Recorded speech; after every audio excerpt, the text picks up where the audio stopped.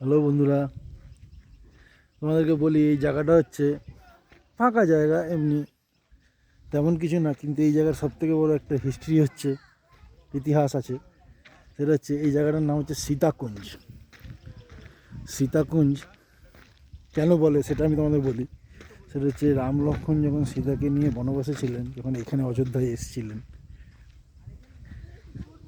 তখন সীতাদেবীর খুব জলতেষ্টা পেয়েছিল। সেই সময় লক্ষ্মণ মাটির মধ্যে তীর মেরে জল বের করেছিলেন। সেই জলটা বন্ধুরা এখনো বেরোয়, এই জন্য এটাকে সীতাকুঞ্জ বলে। সাবধানে নামবেন।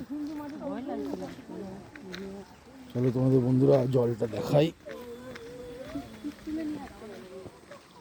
হ্যাঁ, এখানে তোলা যায় না বাবা। এই জলটা বন্ধুরা শেষ হয় না, তোমরা দেখো জল বেরোতেই থাকে। দেখো বন্ধুরা, এইখানটায় তীরটা মেরেছিল। এই দেখো বন্ধুরা, এই হচ্ছে জল, দেখতে পাচ্ছ তুমি, জলটা বেরোচ্ছে, ঠিক ওইখানেই তীরটা লেগেছিল।